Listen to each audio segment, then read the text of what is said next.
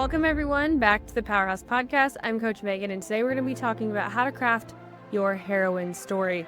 This is super important and actually a brand new exciting change that we are making to our coaching for 2025. I just got back from Miami this week.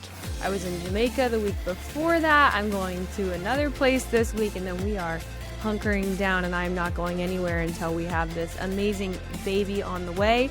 But before that, I wanted to share this really important thing with you because it's going to make a lasting mega impact in your communication in terms of your interview and on-stage question, and I'm super excited to share it with you. So let's strap in. And one thing I wanted to tell you guys about to make sure that you got is our brand new free course. If you go to powerhousepageantry.com/free course, I have 12 modules for you of free coaching where you can learn all about these kinds of things and dive even deeper into our framework of mindset, skill set, repetition.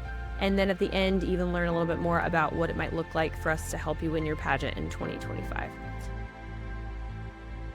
All right, so let's hop into your heroine story. Well, first of all, I have like an 8-page document that I could be walking through, but that would take an extremely long time. So I'm going to go over the major highlights. So what is a heroine story? So this is just what we call it. Some people call it the hero's journey. Some people call it your legacy or your legacy message, I would say. This is your North Star of how to describe who you are, what you do, your mission, and your message.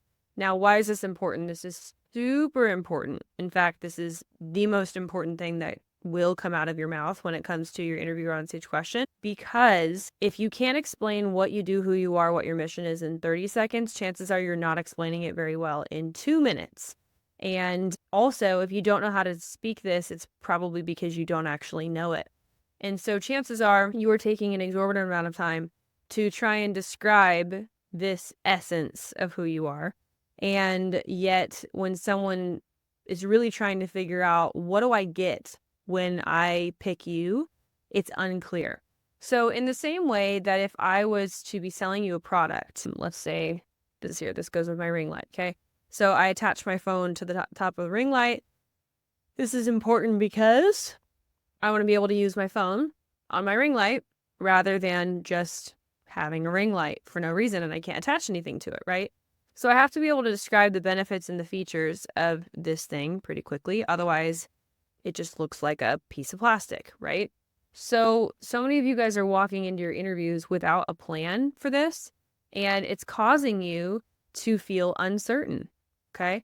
So the cost of not understanding your heroine story is uncertainty, and is this feeling of imposter syndrome that can come up because you are automatically on defense, hoping that they don't ask you, why should you be Miss whatever question? Or another question where you just don't know how to speak this succinctly. This is actually something that we focus on within the first 7 to 14 days with all of our clients. There are 2 things that we do when you work with us in the first 7 to 14 days. The first thing is we look at all of the game tape that you can show us from past competitions. So I can tell you exactly what is wrong, where you're missing points, get you out of that land of obscurity, get you out of that land of overwhelm and feeling like you're spinning your wheels. You have no idea what you're doing wrong. And then the second thing that we do is we help you craft your heroine story. These 2 things alone, like if we just did this could be the reason why you're not winning your pageant or winning your pageant, despite how subjective things are. Because again, every other answer of things that you're passionate about, your platform, your career, all these different things, like this North Star heroine story message is like the central hub, kind of like mindset is the central hub for all things interview, on-stage question, on-stage presentation. Like how you feel and think about yourself affects the way that you show up on stage. It even affects the clothing that you choose to wear, that you think that you can pull off. It affects the way that you brand yourself online. It affects the way that you do your hair and makeup. Like it literally affects everything.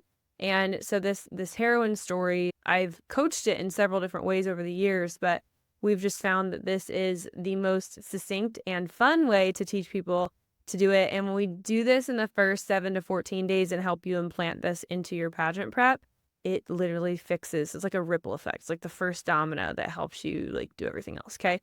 So this heroine story, I think I said this earlier, but this will also help you answer like 80% of your on-stage question answers. When people ramble and babble over and over and over and over, it's because they don't know how to do this and they actually have no idea what the end goal is. So how do we craft a heroine story?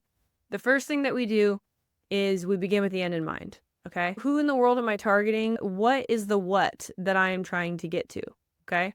So the biggest part of this is that your heroine story will always position you as a leader. It will always position you as someone coming in as the hero to save the day, okay? So typically what this is going to be an accumulation of is taking our past experience and something that was hard in the past and launching people into the present and then showing people what it looks like with you as the leader in the future, okay?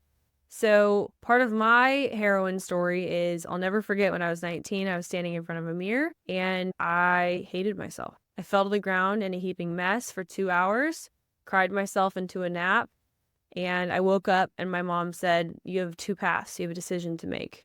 Are you going to be a victim or a victor? And I'm so glad that I chose to be a victor, okay? So that's kind of the past. Then what I do is I accumulate that feeling that everybody can relate to in a way. Because not everyone's going to relate to my specific of I had an eating disorder. I wanted to drop out of music college and these different things, right? But they can absolutely acknowledge and resonate with a feeling, which is I hated myself, okay? Or I felt totally alone or whatever that is. So now I'm going to launch people into the present. And there are different versions of this story depending on what my end goal is, right? So am I speaking to a room of business owners, or am I speaking to judges in a pageant, or am I telling my friend at a family gathering or a family member at a family gathering? Am I at a picnic for my church, right? So knowing your audience is a huge part of this and really important to know how to structure this moving forward. Let's say that I'm actually in a pageant, okay? So I'm in a room full of judges. I told them this part of the story. And the question specifically was, why do you want to be Miss Nebraska? Okay. Or what makes you qualified for this pageant? And I'm going to keep this pretty narrow because I want to tell them only the things specifically that I feel like are relevant for me to do the job. Okay. Well, then I have to ask myself the question, what the heck is the job?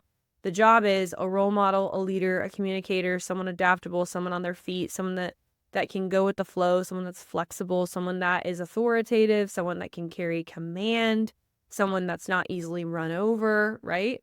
So I'm thinking of all these things and I'm like, okay, now I'm auditing what parts of my story are going to be the most effective for like details for this person that I'm speaking to, okay? So I'm going to go with, I want to show my leadership and I'm going to go kind of the business route because I want to show authority. And I want to show the contrast of feeling stuck and alone and worthless to now being a really powerful CEO, okay? So we're going to juxtapose kind of our lowest moment with like our highest achievement in this moment. So I just said I had a choice to be a victim or a victor. So I'm going to bring them down to the present. I'm so glad I chose to be a victor. That's actually how I started competing in pageants. And I never knew that over the next 10 years, not only would I win Miss Nebraska and Miss Nebraska USA, but I would build a 7-figure company impacting thousands of women all over the country, okay? So, of course, I could go into so many more details, but we're doing this in under 30 seconds. So now I'm going to launch them into the future, okay? What does the future look like with me at the helm? What does the future look like with me as the leader? This is super important in terms of the positioning aspect, and this is where kind of your I am statement of as the next Miss whatever, okay? So now I'm thinking of, okay, well, what am I going to do? Like, what's my message for everybody? What's this unifying message that can bring everybody together to show people, hey, this is what you get with me winning blank, okay? So blah, blah, blah, I just finished the present. And I could say, and as the next Miss Nebraska, I'm so excited to take all of that knowledge and experience and pain over the last 10 years to help show young women that if I can do it, you can do it. Your dreams are possible. They're worth it. And you should go for it. Okay. So that's my message, right? And now I have 40 different versions of that, but there's really 3 chunks. It's like past, present, future. How am I positioning myself as somebody that's real? That's the past. Positioned well as a leader. That's the present. And then shows you what you get when you put me in the leadership role. And that's the future. Okay. So this is the heroine speaking framework. If you guys want to know more about this, I'm also going to put this podcast episode inside of the free course because I think it'll be really helpful for you guys. And there's so many more amazing frameworks that we have that have helped now at this point I think like 370 and counting. There's new people every weekend that we've helped win their pageants. So make sure that you go to powerhousepageantry.com/free course to go and grab this training, and so many others will constantly be adding to it as well, because I just love to give away free information that's going to help you guys win your pageant. And then, of course, if you are ready to level up, at the time of this recording, we have 1 month left that I'm actively going to be bringing clients in to my one-on-one mentorship for the 2025 season before we take quite a bit of a break when baby comes. And so if you want to be one of those final people that I get to personally mentor alongside of the rest of my amazing team, make sure that you book a discovery call. You'll talk with a member of my team shortly first, fill out an application. And then if you are a fit for a one-on-one program, then you'll hop on a quick call with me as well. So make sure you fill that out. All the links for that are below, and hope you enjoyed this training. I'll see you guys next week.